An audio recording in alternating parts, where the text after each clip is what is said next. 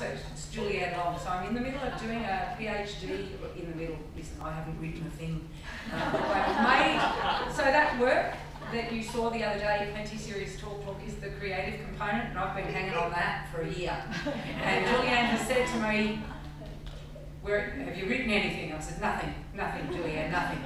I'm picking up the checks, but I've not written a thing. I keep getting work, because, we have to, but I've not written anything today. So originally, wasn't that nice? Originally, it was meant to be Eric Avery, and he was going to speak. I'm sure the connection to language for Eric Avery was going to be about the reclamation of language and the use of language in the theatre, which was, that was going to be fantastic. I actually, for the very first work I made, no, I lie. I don't know which work it was.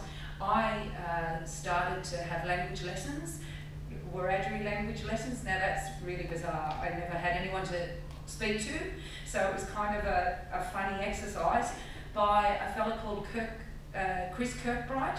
His son is Joel Bray, who is a dancer, but he was taught by Stan Grant Sr.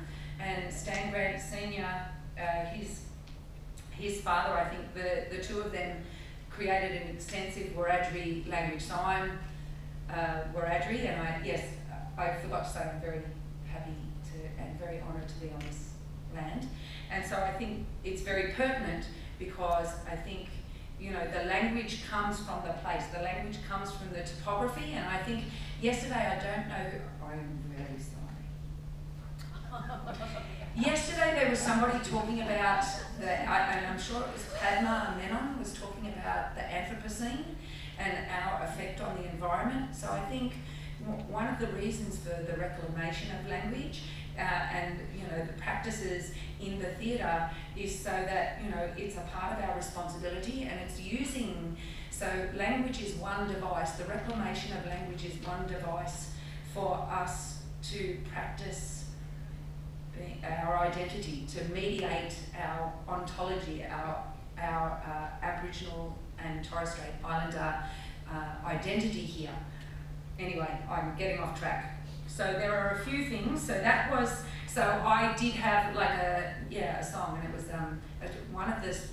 I had a longer song, and it was about how the ducks. So it was about the ducks and the lizards, ages ago. So this is the dreaming history for one of my works called Brilliant.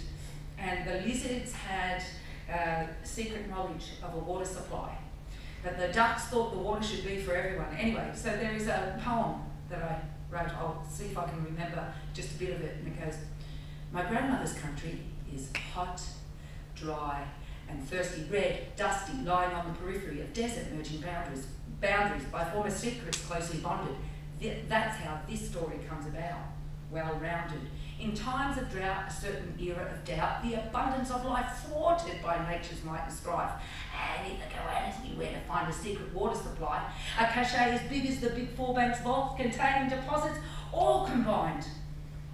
Anyway, that's as far as I get. There keeps going on where the ducks ask, the ducks go, I forget that, sorry, I got starstruck by everybody. Anyway,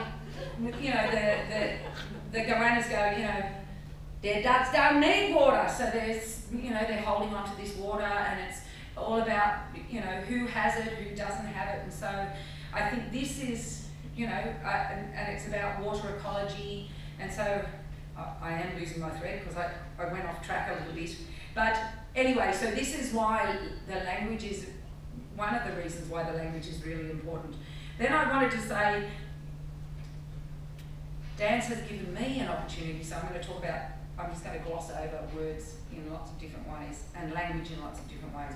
Then I wanted to say, language for me is, dance and language for me are intrinsically combined. So the way I speak is the way I dance. The way I dance is the way I speak. That I have the same rhythm, the same cadence, the same, when I write on the page, my relationship to space is also expressed on the page. So what dance has given to me is the ability to find other disciplines. And so this also is related to the fact that in Aboriginal practice, dance was not, and also in Western practice, dance only until, until ballet, until that dude who starts with B, I want to either say Bore or Beaufort or something with B, until he was commissioned by Louis XIV to write that language, to write the classical language, until that happened, and that the language of dance, became a commodity to be bought and sold. It wasn't this separated thing. It became a separated thing when it became currency. And so for me, the dance, bringing the dance back to an interdisciplinary process is, and I always talk about, the commodification of dance and the commodification of art and bringing it back together. So I've used dance as a vehicle to reconnect to those other, I'm sorry if I'm going off in tangents, in my brain, I am in a straight line, but I know it's going everywhere. So anyway, for me, dance has given me the ability, to have multiple voices, and the multiple voices have been affected by dance. So the language of dance has been, has permeated my other languages. And I think, Amanda Card, so I couldn't look this up yesterday.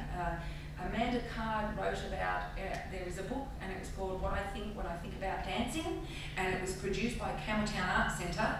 And Amanda Card talks about Julianne Long, and talks about Julianne Long, I think she's turning. And what is really lovely is that Amanda Card talks about her dance is very specific on the page, how much space she places between the words. So she is communicating Julianne's practice spatially on the page, and they didn't edit it. I thought that was fabulous. I'm sorry I can't cite it any clearer than that. All right, I'm just going to go through. Right. Then I want to talk about, very quickly, the power of the review. So personally, the power of the review, I slipped under the radar. I was getting a little bit of money from Osco, it's fabulous, but I was still slipping under the radar until I made this other work brilliant. And there was a fella called Keith Gallish of Real Time. He came to see Brilliant at Carriage Works in 2010, and he wrote a fabulous review, but he said he wouldn't get it out on time, so he sent it as a viral email. And then from that, Harley Stone picked it up, and he sent it out to his networks. And then before you know it, Joe Porter from the Malthouse called me up before that season was over and asked could it be programmed at the Malthouse that next year. So the power of words around dance is also, I don't know, it's underrated. It is underrated, because then I would like to cite another review. Sorry, Jill Sykes. I am going to cite you by name. I'm going to call you out. I saw a work, and I think it was Body Talk. It was a part of Body Talk. Philip Adams made a work, and he had pillows. It was quite playful. He had all these pillows, and it was on the Australian Ballet. So it was, contemporary choreographers coming and making contemporary responses on, with the balletic form. And Jill Sykes said it was uncomfortable on all levels. She didn't talk about what went on stage, or if she did, my brain didn't remember any of that, because I just remembered that one statement and the power of that one statement. What it did or did not do for his career. You know what I mean? And also, she did say, I hope when his work Origami comes out, we'll get to see some of his, we'll get to see what he does in his genre. And I just thought that was destructive. So what I'd like to say is that we all have, that this is a part of we have to take charge, because this becomes the words that are written about us become our ephemera. So I think in Dance Massive, I think it was the National Dance Forum in 2015, I think, in Melbourne. I was a part of the panel, and we spoke about the reviewing process. because I write a blog for Form Dance Project, so I write in that capacity as well. So I write in my dance and around dance, but I have no desire to have a star system. I have no desire to say a work is good or is bad.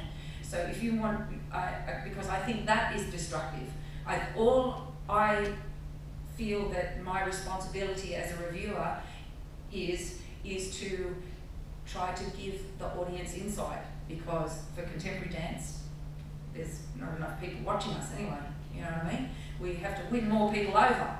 And so I think as well, when I pass away or when other people have passed away, you know, now we have YouTube, but I don't know how, you know, I wonder when the cloud is going to explode, you know what I mean? Because it's inevitable that something's going to happen. There's going to be a solar flare and everything's going to go down, and we're going to go, oh my God, I lost my phone, I lost everything, I lost my marbles.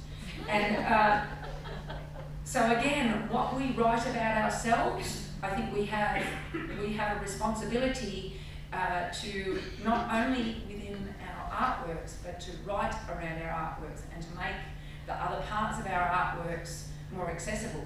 So, you know, so that when people reflect on our practice, they don't just see the work, because, you know, they're seeing it out of context, but they see the machinations that took us to that concept, that helped shape our expression of that concept. So, you know, I don't know who that lady was. So it was three of us, and I think she was the age. It was a woman. I'm looking at Claire Hicks because she was there as well, and for some reason she gives me comfort. But anyway, and she did talk about like our self-determination, when we, you know, the self-determination of our futurity, or whatever, you know, whatever fancy word we want to use. Anyway, so that was another thing around words. So Vikki, just for these last 5 minutes, I'd like you to just bring into to 5 minutes. Enough, yes. Okay. What I've heard you say in the past about echoes of our heritage coming through in the whispers of how we frame our works, our concepts, and then how we extend that to a conversation through marketing. Oh my giddy aunt, no, what? I have something else. Because I was going to say, the other reason for, because I've left this out, the other reason for the reclamation of language is because I wanted to talk about Noam Chomsky, or Noam Chomsky, and he talks about the way we think, that we think in our language. So what does it feel like when we speak the languages, when we recover the languages? So anyway, that was that. All right, I will get to you, maybe in the next few minutes. Then I wanted to talk about my body, which is highly politicized. I was taught as an Indigenous artist, and I wear that badge proudly. You may not see it on my face, but it has given me a source of material. It is my raison d'etre. Every day I wake up and the thought of mediating culture in the theatre excites me. So, you know, too bad. I'm going to foist it on the willing public. Anyway, so, but we know that here it's highly politicised. I went to a college called the Aboriginal and Islander Dance Theatre with NAISTA, and what is really interesting is that we were taught dances, which are, I don't think we were taught many sacred dances, but we were taught dances of different levels of, you know, sacredness. So some of them were public play dances and public dances, some of them were semi-sacred, and some of them were a little bit more, you know, a little bit more sheltered and not meant for the public. And so what happens is that my body is not just my body. My body belongs to the community. My body, when I do something, when I'm improvising, I am making strategies for what is coming out of my body. So that because the languages that I have been taught, as well as, you know, the Martha Graham, so that was in the show last night, the other night, you know, as well as the Martha Graham and the, you know, the jazz and the, guess what, I've been doing tap again, I love it. So as well, those languages come out the way they do because they are part of my blood and my muscle memory, but the language, you know, when you hear another language, all right, so you know how when people are speaking and you hear a word or you hear something and you think you recognise that word because you know that word, those sounds sound like something that you use in your language. Well, so some of the languages that I've been, so I use some vocabularies And you know, when you first come out, you're almost working verbatim. You're doing something. You're doing exactly the same. You're making exactly the same shape, and it happens. But I realised that one of those contexts is connected to your reason for being, the reason for thinking, the reason for existing, and the other one is exactly the same, but not exactly the same. It's when I use language, the language of dance that I've been taught, I use it to explain it to other people so that I can share whatever I've been taught. Yes, Mornington Island. He had come and he was teaching us dances every day, and then we were making contemporary responses, and so we were workshopping that contemporary. And I chose him because he had been a student years previously, but one day he said to me, "Why did you do that?" And in front of the workshop, but I don't think many people understood what he was saying, or not many people caught it. He said, "Why did you do that? I wouldn't make a dance about Captain Cook. Why you do that with my dancers?" And the whole 2 weeks, I thought he was, on the same page as me, but he wasn't on the same page. And again, I did a work at, it was a thong dance, and where we were doing traditional steps or looking steps in thongs to highlight the, the beautiful percussive nature of these steps. And I got two different responses because a lot of them were developed from, they were languages developed from Yolngu languages. Kathy Marika laughed because at the end I signed off with, "To be one of us, you must smell like us. I place my sweat on you." So this was for the Dance Awards. It was at the Opera House, and Kathy Marika saw it, and the people in the audience laughed as well. They laughed because, smell. It's funny. What, you're going to put your sweat on me? And so they laughed, but, and Kathy Marika said, "Oh, yeah, we do that." And, she was thinking about it, but John Poorman Yarian saw me. He didn't say anything. He just looked at me and gave me a death stare. He was not impressed. He didn't like it. And so it was really, for me, I'd made it in consultation with a young woman, but she hadn't mediated that with her family. So, since then, there's been a lot of talk around that. But then, it was new to him. And he's a songman, and and Kathy Marika is an elder of her community. So, we were testing things. And so, for me, it's highly contentious. For me, I'm always under surveillance. I'm under scrutiny. Yep, that's it. I'm under scrutiny. So that's the end for the language. Language in many capacities.